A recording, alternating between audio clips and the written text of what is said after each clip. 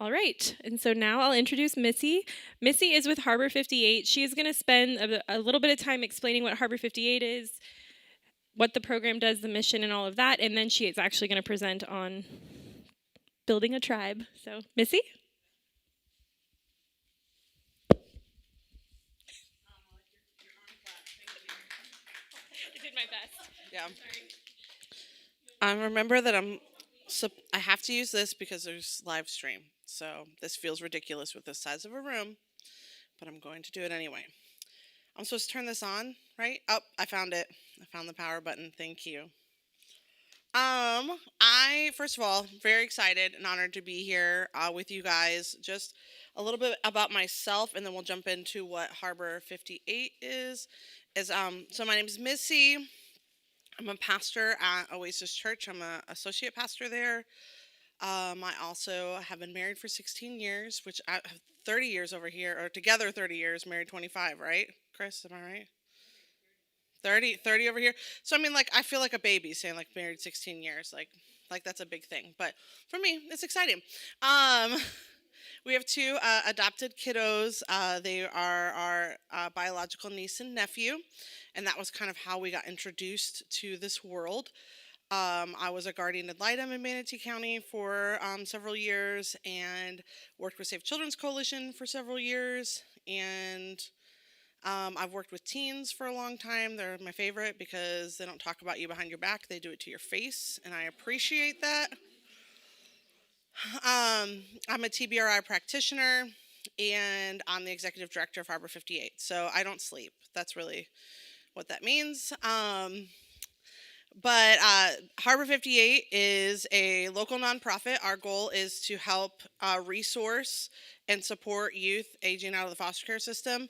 For you guys, what that means is we want to be a transition point for kiddos, especially we know kids in our situation, they can be chronologically one age, but developmentally and emotionally a completely different age. But when they turn 18, the government doesn't care. They get all the adulthood that they have, and so that they may not even want. And so we try to create a space for those young adults to learn how to fail safely, provide support. We also start working with them at high school age, so we provide financial literacy and mentorship for teenagers once they reach high school. They're able to come and hang out with us. We assign them a mentor that works with them one on one. All of our mentors have gone through a version of a TBRI training. It's not like the full caregiver caboodle that you guys get because we're not, taking care of them 24/7. So they understand how trauma works, and then they also learn about mental health first aid. So they're able to recognize different things that are beyond what a mentor can do. And we meet one on one within the community. We try to make it as easy as possible on caregivers to get their kids involved in our programs. So we provide transportation to and from our monthly gatherings when we have them, which is once a month because that's how monthly works. Um, and then we also provide dinner that night. So one less mouth to feed. We'll feed them a yummy dinner. We're going to give them a mentor, and we'll talk about why that's important. It's a little bit of what we're sharing about tonight. But then we also teach them about money management and finances. So, like, we just spent the last two sessions together talking about pay stubs, how to read your pay stub, how to know what it's supposed to look like, how to understand taxes, and all of those things. Because how many of you, the first time you got a paycheck, was like, wait, where did it go? Because, like, you hired me back in my day, it was like probably like $7 an hour. You hired me for $7 an hour, and I did the math on how many hours I worked, and this is not right. This is broken. So, we teach them a little bit about how that works, and they get to learn about taxes before they get their first paycheck. So, that's great. Um, I think that covers everything with that. Let's jump into tonight. I would rather sit, but I feel like yes, just in high school. So as soon as they go into high school. We want to make sure that they're able to utilize the skills. So the middle school, it's a little bit too far off for them to like get a job or start managing money. So it's hard to pay attention and like focus in on something that feels a long way off. So Also, middle schoolers, that's a whole blessing I don't have. God bless all of you that have middle schoolers in your homes. How many of you guys have teens? Oh, look at all of you. I love you. I'm so glad you're here. How many have littles? Just littles. Just littles. Okay. Perfect. Yeah, mine just turned 10, and I'm like, Lord, help me, my oldest. I was like, she's like a little tween, and I'm like, oof, there's not enough attitude. Like, the house is not big enough for both of us. So it's going to be fun. It's a fun journey. So I'll be calling all of you for advice on how to handle that. Um, I want to talk a little bit about what it takes to be a village. I'm very interactive, so I would love for this to be a conversation. I am not getting up here and saying I am a parenting expert by any means. I can tell you, in my experience working with teenagers for a long time and being involved in their lives, what I've seen happen and give you thoughts. But I would love for this to be an informed conversation between all of us to work together. So starting off, let's talk about there's the African proverbs. It takes a village to raise a kid. What does that, when you hear that phrase? What does that mean to you, especially in like our space, working with kids that don't necessarily have a traditional upbringing? Don't Yeah, like when you hear that phrase, what does that mean to you? It takes a village.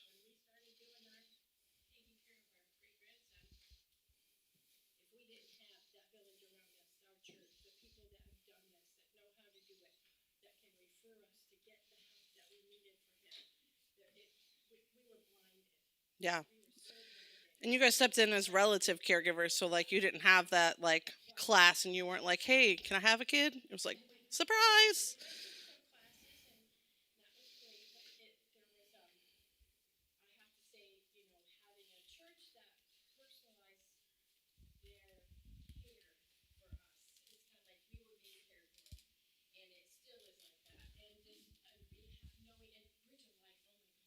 Mhm.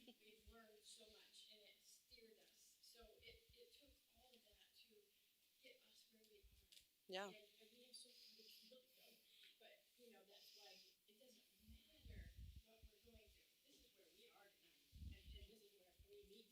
Yeah.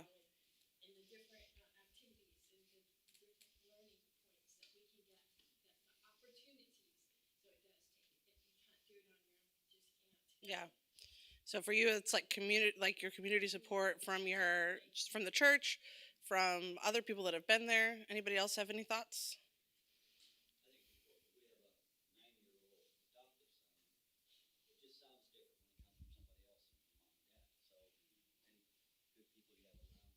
Did you look at my notes? Did you know what I'm talking about tonight? Yeah, it's awesome.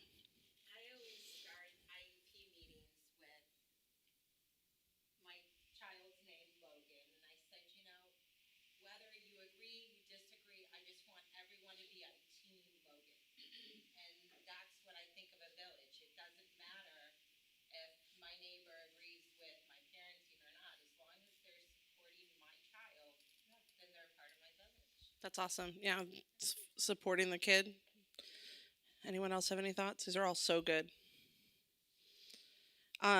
So it does. It really does. I think that one of the things that is frustrating about fostering or having kids in your home that have trauma or have been from hard places is the behaviors sometimes force you into isolation. You feel like you can't go out places like other people do. Some people go through a point where they feel like they're missing their friends because the friends that they used to have, they don't have. They don't understand what happens when they're. How many of you guys, your kid has done something, and people are like, why don't you control your child better? Yeah, that's fun, isn't it? So it's like, or going to the grocery store, or just like little things like that. They're harder in our world, and so when you say it takes a village, it's like sometimes by nature we tend to withdraw and get isolated because we feel like people don't understand us or we're the only people facing this. But I think obviously you guys are in this room because you know the importance of community. You know the importance of having people that have your back, that can help you, that can show you things, maybe blind spots in your life. So you guys said this already, that it includes other foster parents, biological families, other caregivers. provides resources, advocacy, emotional support. So all of those things are so important. So I just want to remind you, I think that, at least for me, sometimes the things that I need the most, when I need them the most, are the things I want the least. And it's the same with our kids, that we tend to push away the things that are the most beneficial in seasons of stress and hard times. And so I just want to create a space before we even jump in for us to normalize the fact that none of us are perfect. None of us have it all together. We all have made mistakes, and that's okay. I think that the statistic was, I'm trying to remember, I was sat in one of the trainings where it's like, if you can get parenting right 37% of the time, your kids will be fine, or something like that. So like, we just 37%, guys, that's all we're striving for. That's a realistic number, right? Yeah, 37%. But that was the most freeing thing I ever heard in one of the trainings. I was like, okay, great. I think I could do 37, maybe on most days. So, um, let's talk about direction. I think when we think about why we need a village, it's important to know what our goals are. So, like, before you can start building your village around you, you need to decide what's important to you. What matters for you as a parent? What are your goals? What's the win? You need to have a clear direction, because if we don't have a clear direction, circumstances and reactive activities are going to be what determines our direction at that point. So, what are some things that are core values for you as a parent? Like, what's important for you guys? I will say in our house, one of our core values is honesty. Always honest. We never, for our kids, like, if you're honest with me, if you tell me first, the consequence is going to be way less than if I find out from somebody else. So my kids sometimes will get in the car, the door will be open, like, I just want you to know more before my teacher comes over that I did this today and it's okay, but I just want you to know. And I'm like, oh, thank you. Thank you for that. So, and then the teacher will walk up to the window and I'm like, hello. I don't know what they said. They were talking so fast, but thank you for letting me know first. Um, so honesty, that's a huge thing for us, is being honest and forthcoming with information. And so, anybody else have anything in your house that's a core value as a parent? Kindness, that's huge. Yeah, kindness number one. What does that look like? What does kindness look like for you?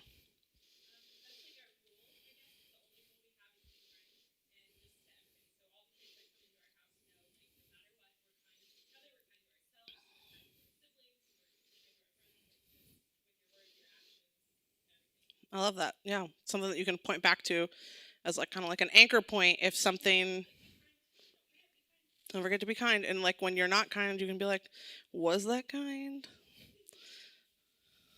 Anybody else have any core values as a parent that you're like, this is the hill I will die on every time?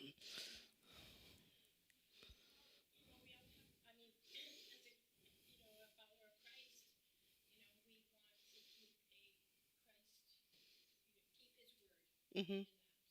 It's good. Like, honor God. Yeah. Yeah. There are no, yeah, there are no right and wrong answers here.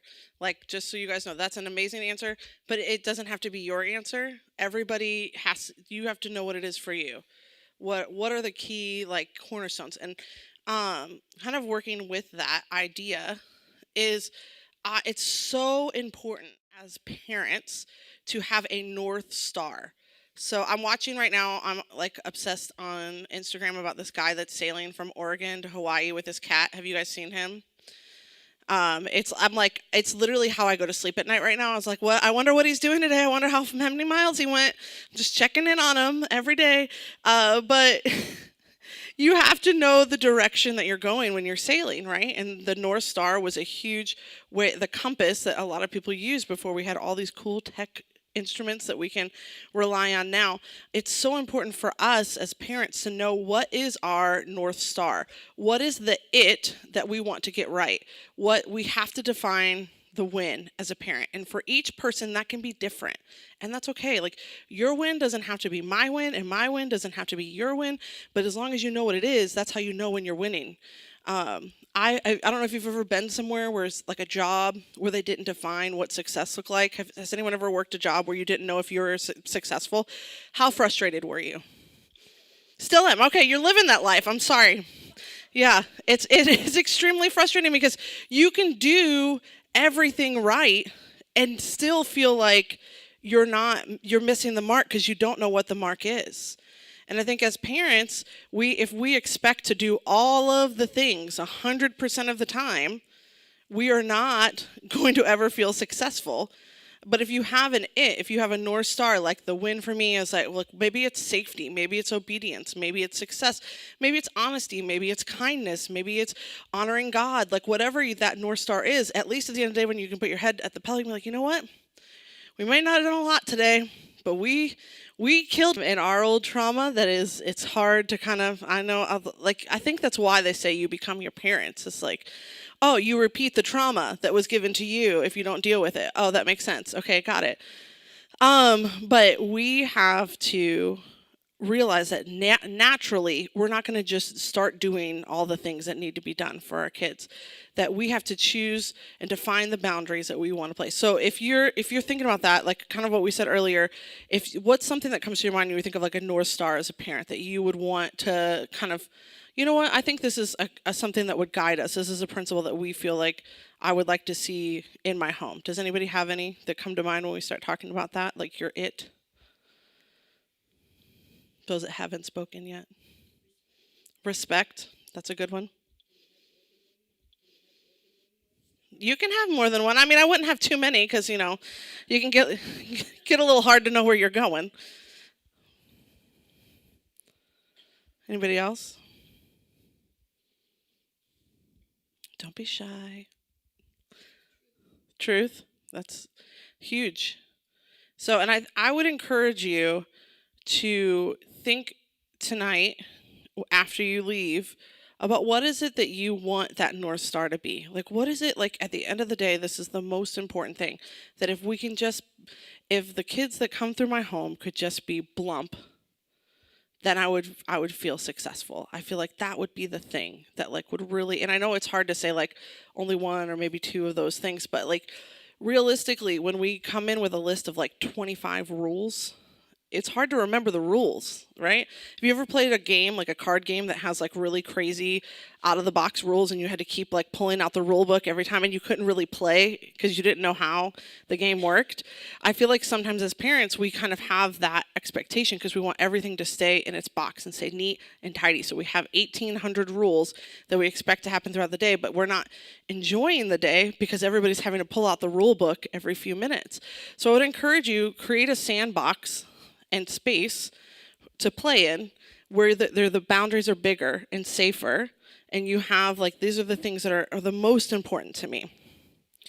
I'm saying all this to say, so Andy Stanley wrote a book about parenting that I think is awesome. If you haven't read it, I think it's just called Parenting. It might have been called something else. You can look it up. Yeah, thank you. So some of these the North Star principle and what I'm talking about here are both taken from that book.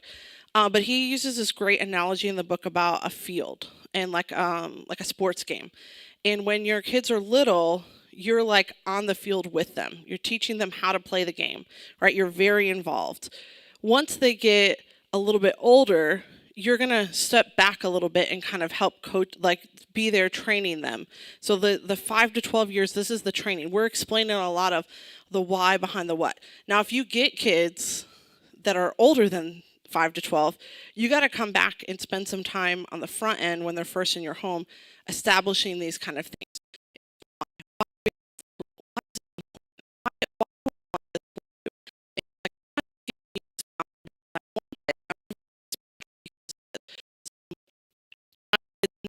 Always ask why, and I'll always tell them. That's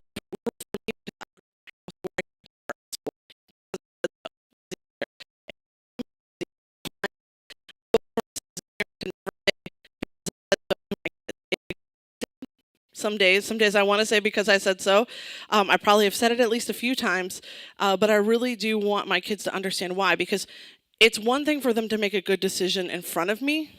It's another thing for them to make a good decision because they understand why and will do it without my supervision.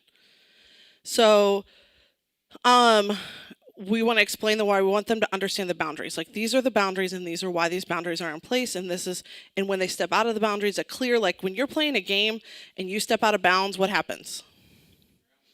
Yeah, you're out. There's a whistle. You're out. There's some. You've done something that's not okay. I think it's important that we have very clear boundaries that kids know.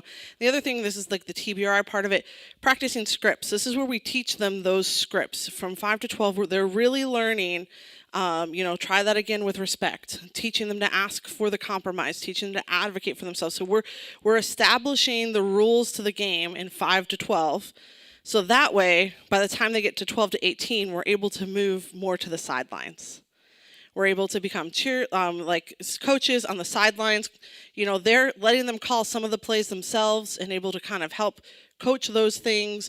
We're able to provide connection and conversation. Active listening is huge during this part. I'm starting now to practice my face for this age because my face will tell you everything I'm thinking. And I have yet to learn how to turn that off.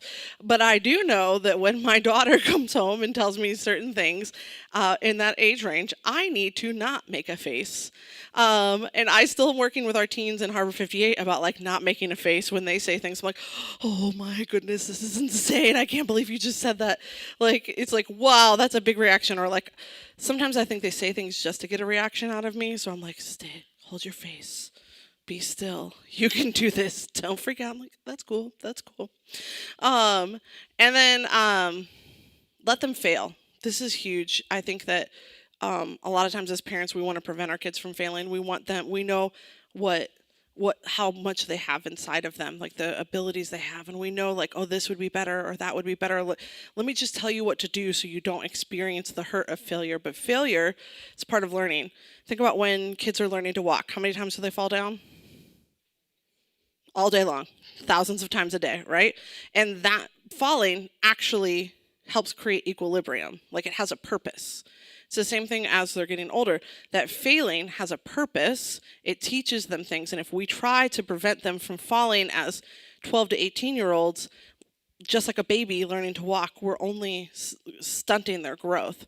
So that's all of my parenting stuff that I'm going to talk about, because now we're going to switch into something more fun, okay? Do you have any questions about that portion of it? Again, I'm not an expert. This is just some of the things that I have seen and experienced working with teens and, working in our own home and studying and learning, trying to mesh TBRI with all the other things that are in the world and like come out with like a weird hodgepodge baby. That's kind of like, so this is kind of what I have seen that, the strategies we're going for. Again, only have to do it 37% of the time. So if you come to my house, you might not see it some days, because that might not be 37%, but it's what we're striving for. So let's talk about mentorship. And what was your name? I've seen you before, but I can't remember. Bob. Oh, you tried to steal his name, Chris. Chris covered up his name and said his name was Bob earlier. So mentorship is key to that 12 to 18 age range. And I know that this is scary because we think, oh, these kids, we have to be careful about who they're around. This is true. However, once they turn 12, you know nothing. Nothing. Absolutely nothing. You can tell them something, and then I can tell them something, and they're going to be like, oh my goodness, you wouldn't believe what Missy said. She said this really cool thing, and you're like, I've told you that 1,800 times. They're like, no, but the way she said it made more sense. Like, I so understand it now. So my suggestion to you is to make sure that you have opportunities to have people around your kids that can be mentors. A mentor is a vital part of your village. You should have mentors available for your older kids that echo the same principles that you echo. They don't have to be perfect. They don't align perfectly, but the North Star lines up. You know your North Star, their North Star, and your North Star are gonna mesh well together. So you're not, obviously, if honesty is important or truth is important, you're not gonna pick someone that doesn't think telling the truth is important and just was like, go ahead, lie, it's fun. So that's not who you want on your team. So you want to make sure that those things line up. When do you want to get a mentor? Experts say that a mentor can benefit a child anywhere from 11 to 13. So starting from the ages 11 to 13.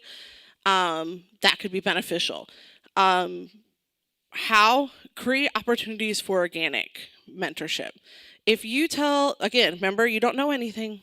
You don't know anything. So if you tell your child in your home, I'm gonna set you up with a mentor. Guess who the last person they want to hang out with is? That person. So, unless they're really complacent and compliant, like that's great, awesome. If they're just like really obedient and love to fawn and please, that's great. But most of the ones that are like a little bit more defiant are not going to want to connect. I've had people in my church come to me and be like, "Can you please hang out with my teenager? They just need a friend right now." And they'll be like, Did my mom tell you to do this?" I'm like, "I don't know what you're talking about. I just thought you were cool. Do you not want to hang out?" So, and it's usually fun. That's fine. So I think it's important to kind of create those natural mentorship moments. We do this with our teens. We don't, um, we don't match them right away. We take time to see what relationships organically happen in the room, and it's like this weird thing. That I love to watch. It's like when you see it happen, like this connection spark, and you're like, "That's it. That's their mentor. I can feel it." It's like a special magic moment that happens. What happened actually, we had our gala for Harbor 58 on Friday, and I had someone come from our church and was doing my hair because I don't know how to do girly things, clearly. And so she was doing my hair, and then one of our teens that was speaking that night came in and started talking to her, and you saw this like moment. It was like, "Oh, that's your mentor, and I've been looking for your mentor for an entire year, and I finally found her, and she was right here." So it's like those magic moments, but like it happens, and you know, like, okay, that's the person that you're gonna click with. Like you guys have similar interests, like you will like, and I'm like, okay, you live close enough together that I feel like you can actually hang out. If you pick a mentor that lives like in Sarasota and you live in Bradenton, they're probably not gonna get together very much. Their hearts can be in the place, but it's not gonna happen. 75 is a barrier. It's like just no one wants it. No one wants to go down that. So just make sure that you're looking for things to realistically connect them with, and then um, make sure that they know what, like if you're putting adults in their life, you can totally load the deck for them and make sure that they know things that they like, you know, in a conversation for them to bring up. I've done that 1,000 times, like, "Oh yeah, tell me about this sports team." I don't know what that is. I don't care. But like I'll do a little research. I can Google, get them talking, then we'll find a common ground, and then it's good. So it's important to kind of create opportunities in space and set that person up for success. And also, if I'm being really honest, don't be jealous of the relationship between the mentor and you. That they both have very valuable roles, and they will never replace you in their life. The things that you've done, all the things that you've created, they will not. There might be times that they think, "Oh, this person's great," or "I wish that I lived with so and so." Like all those things are said, but at the end of the day, you have to be the bigger person to know you've set this relationship in place for the benefit of that young person, and at the end of the day, even if they say horrible things or that they don't mean, it's okay because you are creating a space for them to be their true, authentic self. So, any questions about mentorship? Just a couple statistics if you're not sold on it yet. Youth who have mentors and positive, I can't, that's too small. I got to turn around, sorry. Have more positive attitudes towards school and academic success. 85% report mentors help them with school and education issues. 58% say their mentors supported their mental health. 60% of those under 40 continue to draw on advice from childhood mentors, and mentorship correlates with lower youth crime and delinquency. Anyone want lower youth crime and delinquency? Me, I do. So court next week for one. So it's important that we create. This is important things that we're doing. So it's not. I would say if you have a teenager in your home, mentorship is not optional, especially when we're dealing with kids from hard places, especially when we're dealing with kids that have a lot of hurt. The more safe adults you can put in their life and develop their circle of trust to grow a little bit, the better off they're going to be in this world to be able to recognize safe adults and not safe adults. So, but if you're the only person that they can trust, that really limits their access to understanding and thinking that that there are people in the world that are for them. You guys doing okay? You're very quiet. We're okay? Okay, so that sounds great, right? Awesome. But There obviously it's a lot easier to talk about getting a mentor than it is to actually have a mentor. So what I put some challenges up here. What are some challenges that you guys feel happen when it comes to finding mentors for teens, young people? You can cheat off the screen. I'll let you do it. I'll duck. Here you go.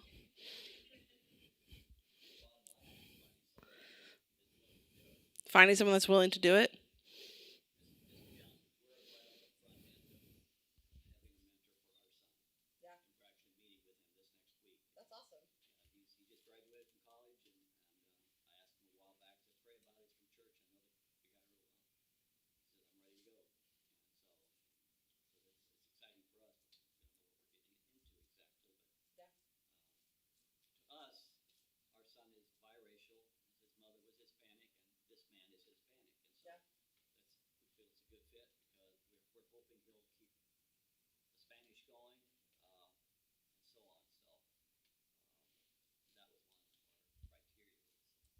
I love that. With that, one thing I would recommend is um, making clear expectations and setting the bar really low. So for us, our mentors, we ask them to try to come to our once a month gathering, but if they can't come, that's understandable. But then we also only ask once a month. One time a month, connect with them, and then just check in on them on the off week. So if we're not having Harbor 58 and you're not meeting with them, just shoot them a text or a DM or whatever they respond back to. Try any mode of communication, birds, smoke, whatever, to get a teenager to respond to you, and just kind of keep that line of communication open. So I would say make sure that you set a clear like expectation with that young man, because sometimes when things are hard and you don't know if you're succeeding, you can, if you feel like you're failing, you'll move away from something, and you won't do it. So that would be, but that's awesome. I'm glad that you guys went and found someone and you got someone to engage in that space.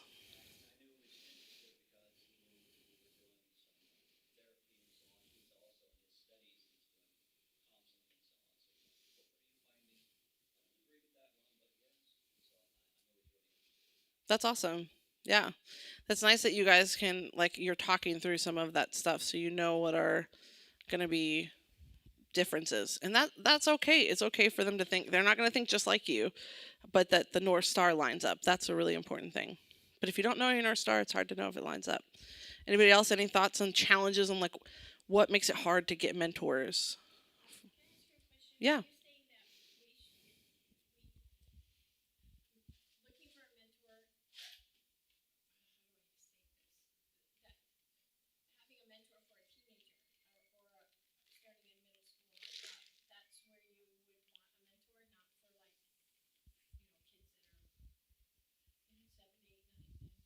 I think you can start younger, if you find that that's beneficial. But again, like what the experts say, like it's really when you start to get into that junior high age.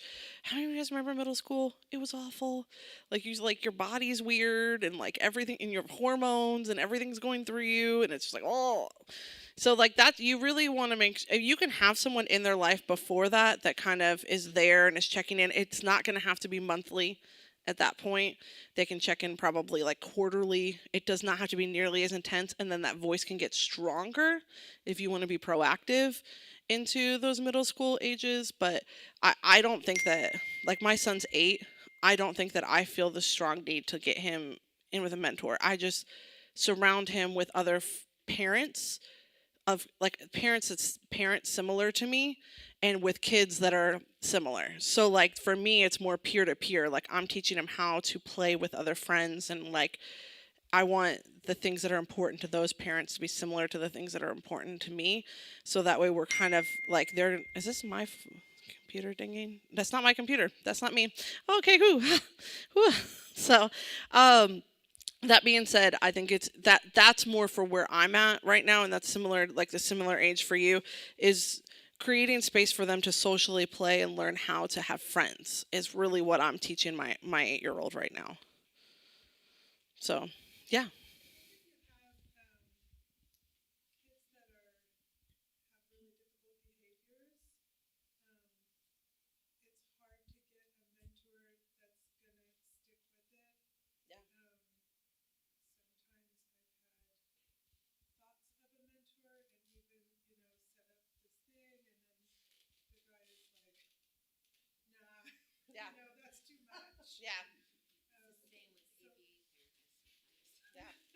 That's a really good point. So, like, when we have kids with big behaviors, what do we do with mentoring, right? I think it's important to find you. Then at that point, you're not necessarily like some of those things that I said that were important earlier. Like, they need to like some of the same things or live close together. Like, throw those out the window. You're somebody that understands trauma and how it works and how to de escalate situations. And if they don't know how to do that, get them connected with training that will. So like if there's someone that is just like I think this person would really gel with them, but there's no way they could handle this yet, invite them to be a part of what you're doing. Like invite them into your space and you be there until they get comfortable and then you can back away. So that would be like one strategy that I would use. Don't give up on mentorship altogether, or find it in a safe space, like in like a night like tonight. Like, hey, can you come to the gathering? There's going to be other people there, but can you just like play one on one with my kid at this? We'll get you background checked and whatever. But I want them to connect. But there's people that will help you. There's people that will be there if it gets overwhelming. So I think that just you got to get creative in finding ways to make it like, okay, this is attainable for somebody. But I mean, if you if someone told you 20 years ago that you'd be doing what you're doing with the level of care that you're doing, would you be surprised by that? Okay, 30 years. So let's say 40 years ago, if someone said to you, guess what? You're going to have kids that have all kinds of big behaviors. So you got to level them in. It's just like TBRI. Like you're leveling, like instead of leveling at the behavior, you're leveling at the ability of the mentor. So finding ways for them to get comfortable. They're not going to be you. They're not going to have all the experience and knowledge that you have, but you can start giving them little bits of that. But they're going to eventually have to interact in the world.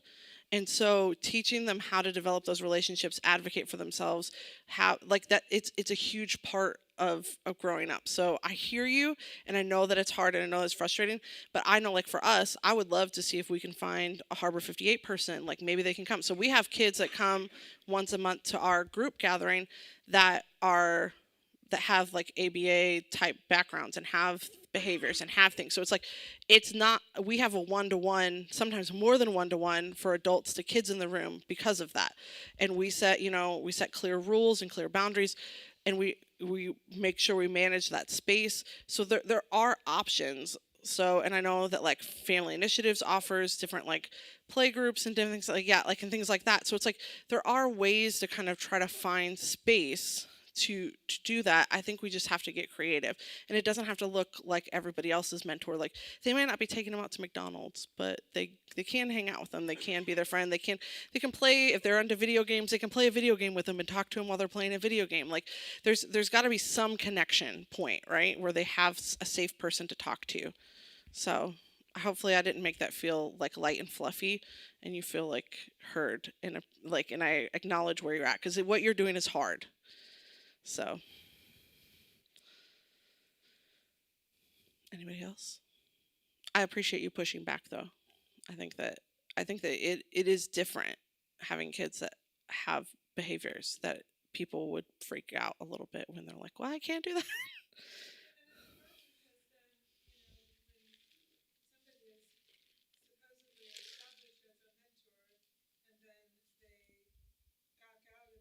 Hmm. Yeah. Exactly. Like that's very frustrating because it's like you're only solidifying a narrative for that kid. So I would not in those situations until you know, like do not call them a mentor, they're just someone hanging out until like you know that this is going to work. Like then call it that. But like we can talk more one-on-one and I'd be happy to help kind of like guide you through some of this stuff and give you some support because I'm not saying that what you're trying to do is easy in any way. It sounds very easy up here on PowerPoint, but real life it's messy. Does anyone else have anything to say? No. Any other challenges?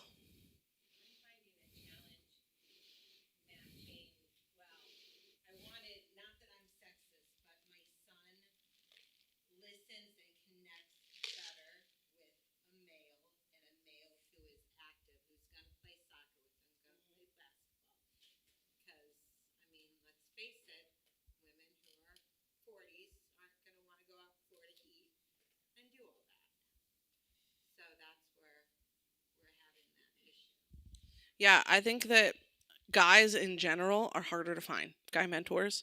I'm in the process of looking for an African American male mentor that can handle a kid that struggles with sexual identity. So I get it. So it's like that I'm still looking. So on that, and I'm like stepping in where I can in that space. So it does take time, and I think that if that is the goal, right? How often are you in a place with people that are young men active? Like where are you, do you have groups that like you are with people that are like that? So like if that's what you're looking for, you got to go where those people are. So make some friends, get to know some people. Like it's we have to kind of get creative in how we go and find mentors. I mean, if that's like become the snack person, be like, hey, I don't have a kid that plays the sport, but I really want to bring snacks for this age group because I think it'd be great. But I do think that like getting to know people that are more athletic. Like, so that is not my speed. Like, I am not an athlete person, clearly. That is not, yeah, that's not my jam. But I know people that are athletic, and I might be like, hey, can I come hang out at something that you're doing? Or can I, like, do you know anybody that would be interested in being a mentor? Like, could I, talk a little bit about, like that kind of thing. So, like, a lot of times I get mentors for my youth for Harbor 58 from somebody else. It's like, oh, I was somewhere and I told somebody that I'm doing this and now they want to do it too. Can I like so connected through other people? So utilize the friendships and relationships you have and like really try to get out there, like put the word out, like this is what I'm looking for. And knowing what you're looking for, that's half the battle. So the fact that you're like, I want a young guy that's active, that can handle this kind of stuff, and like I can send him to Missy and he can get trained. That's the other thing, because like qualification, partnering with organizations, like you want to make sure that, especially with the kids that we work with, that they're background checked, that they have all the stuff they need. That's awesome. See what how timely it is that we're doing this today. So just know what you're looking for and know what's optionals and non-optionals. Like when I was dating a long time ago, I knew what was I must have, and then I knew the things that were like icing on the cake. It was awesome. My husband was both, but it would have been okay if he wasn't all of the things, as long as I had my must haves. So, but he's all of them. Okay. I think how are we on time, Kaylee? Oh, we are so good on time. I'm not keeping you all that time, but you can stay here and talk and keep your kids over there as long as you want. But I'm not going to talk for another 30 minutes, guys. I'm going to tell you that right now. I'm so real. I'll stand up again eventually, but I'm gonna let you see the screen behind me. So let's just talk through these. So challenge number one: isolation, finding the right people. Joining support groups like this, online community, church groups, attending networking events. Get creative on getting out there and meeting people and expanding your circle, because expanding your circle means expanding opportunities to find someone. Diverse parenting styles and communication gaps. So, like, if someone is parents differently than you, or there's some communication styles, I think it's really important to set clear boundaries. Meet regularly, and make sure the mentors are neutral mediators. So, like, I think it's important. One thing that we train our mentors, and I think it's important to ask any kind of organization that gives you a mentor or talk to the mentor about, hey, I don't need to know everything, but I need to know if XYZ comes up. Like if there's this or this, that please like let me know that these things. So you don't have to tell me all the things I say to you. And also, if I need to know that you have my back because I have your back, and just know that teenagers don't always tell the truth. So that's like my favorite thing about when I was a guardian ad litem, is like they would say one thing to us and one thing to the case manager and one thing to the parent, and it was like everybody's got a different story. That's just growing up. So um, constraint the time constraints and balancing responsibility. A lot of times I hear people say, I'm too busy. Like, we're already doing 10,000 other things with our kids. How do I fit a mentor in there? Um, Set structured schedules and share responsibilities with your village. So, like, maybe that mentor can help take them to an appointment, and their mentorship time is to and from that appointment. Like if you have my kids do occupational therapy, like if that person could be the person that takes them to occupational therapy and back, like whatever that is for you, finding creative ways to make it work within your schedule and make it help you. Like it doesn't have to be one more thing you have to do. Let's get creative in how we do that, and then overcoming skepticism and resistance. Foster inclusive discussions and share success stories. So I think it's important that we share with each other stories of wins and things that are happening, but also know that there's always going to be days where like, why am I doing this? If you haven't felt like that as a parent, I, don't, please come teach this class next. But we all have those days where like, what did I think, especially being an adoptive mom, I was like, I asked for this. So I'm not allowed to complain about it. But some days I want to, but I can't complain. It's hard. It is hard. It it is hard that my kids have a different narrative than I wish they had to have. So all right. So these are our action steps coming from here. Define your it. Use your North Star to guide your decisions. So I think it's important for you guys with your spouse, your partner, your whoever, to sit down and decide what is the North Star for us. What is the most important thing? Align your circle. Surround yourself with people who share your vision, people that understand what's important to you, and also, embrace diverse voices. Encourage input from various members of your community. Be challenged. Don't be so set that you can't hear new ideas and new opinions. So, all right, Q&A. Questions? Anybody? You guys, you ask too many questions. You talk too much in this group. It's too much. Yeah.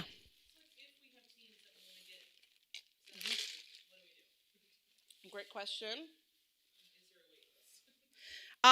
There's not a wait list to start coming to our monthly classes. It might take me a minute to find him a mentor. So, if this is the QR code to sign up for Money Talks this summer, we are doing fun activities. So we're taking them to Circus Arts and doing some fun stuff there. We're going to a show, and then we're doing stuff at SCF at the advanced tech lab, like playing with robots and stuff. So we're not doing our normal like money talks over the summer. We'll kick back up in August with that. But if you fill this out, you'll get notified. You can put your phone number in. We'll text you updates, what we're doing, when we're doing it, all of that. So yes, the link is in your emails. So any other questions? You guys, you're so talkative. You talk too much. I'm technically not the founder. The organization was started with a slightly different purpose in 2015 from a couple, and then they were going to dissolve it, and they were focused on doing like a what's it called, chaplaincy. He was going to be a chaplain, and then they're like, hey, we're not. We were like, hey, we want to help youth aging out of foster care. Should we do this? And the community's like, yes, please. And we're like, okay, we'll create a nonprofit. And they're like, actually, you can have this one. So the way that it is and the purpose that it has, yes, I was the founder of that, but I didn't found the organization. So that's like, oh, okay, great question. So it's a fun story. When I was a guardian ad litem, I started getting cases with teenagers because nobody wanted them because they were scary. And so my first case was a 15-year-old who had a gun charge. And there was a history of him taking a gun to school when he was younger, and he had broke his sibling's arm at one point. And so they were like, hey, do you want this case? And I was like, yeah, sure, why not? And they're like, let's have you go with somebody else to be safe first. And so I went and met with him, and he was living in a non-relative's home, and he was not scary. And I realized a lot of these kids have a lot of stuff on paper that sounds really horrible, but when you get to meet them, that they're people. and they don't have a lot of people advocating for them. And then COVID hit, and there was all these kids aging out of foster care, and our church had kind of become the place that people knew that, like, if you couldn't get funding from like Safe Children's or any other organization, that if you came to us, then we could probably find a way to like get you help. And so I started getting all these phone calls in the middle of COVID about kids aging out of foster care and not having anywhere to live. And I was like, oh, you probably just don't know about all the resources, because there's like 10,000 resources out there, and a lot of times it's hard to know what goes with what. So I was like, oh, you probably just don't know. And then I looked around and saw there's very little in our community for teenagers, and was like, once you see that, you can't unsee it. So then here we are. Yeah. And it was cool because I worked with college age kids before, so, and was an adoptive parent. And so it was like all my world started coming together. Yeah. Yeah. I didn't say. That's a great question. So we meet at Oasis Church, which is in Bradenton, off Lorraine Road. So it's not too far from here, like 20 minutes. So I think we've had some gatherings there. So some of you have been there. So, but we, again, yeah, if we have 24-hour notice, we try to provide transportation for everybody. So it's when they text me the day of, and even then I try to make it happen. I'm like so stressed out. I feel like air traffic control. Like, you go get that kid. You go get that kid. Yeah, I just do it once a month, and I'm like, oh, I'm exhausted. Anybody else have any questions? One thing I didn't tell you about, which is really awesome, is that we are in the process of providing housing for youth when they turn 18. So we started our pilot program, and our first young person moves in on Friday. And so he's moving in from a relative, and we're really excited to kind of be that safety net in place for him to learn how to be an adult and grow up. And then we're in the process of raising funds to build a campus to host 12 young people at a time with their own little tiny house. In the pilot program, yes, we have house parents that will live with a family on site with them, and then when we move to the campus, they'll have their own like efficiency, and there'll be a family that lives on site that oversees like safety.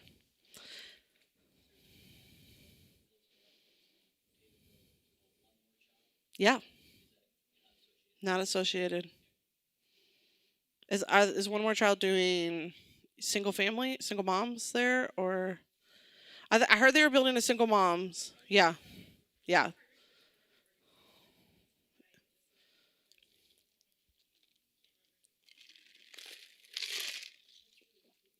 yeah, yeah. So we want to create that half step into independence where you're on your own, but you're not completely on your own. And if you fail, it doesn't mean you're evicted. So, yeah. Any other thoughts or questions?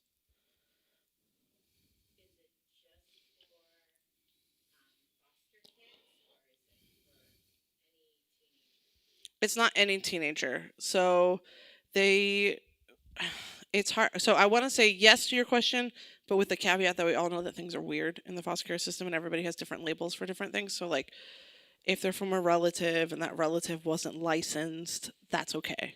And like that kind of stuff. So, but our goal, or maybe they're an unaccompanied youth. So maybe they had, they were out on the street and they could have been in foster care, but nobody like went through the system to do that. So like we're not going to be super super picky, but it's not going to be someone that came from a traditional home. We'd be like, yeah, move on in.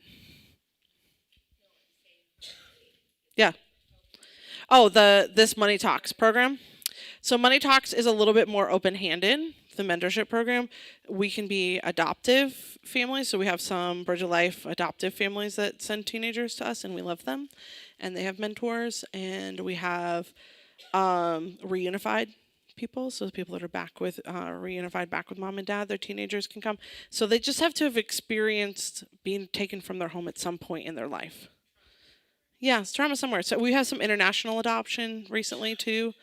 So that's been fun. So we try to be very open-handed because there's a lot of teenagers with a lot of stuff that just need a space, and so we try to create that. Yeah. Any more questions? Yeah. I love it. Yep.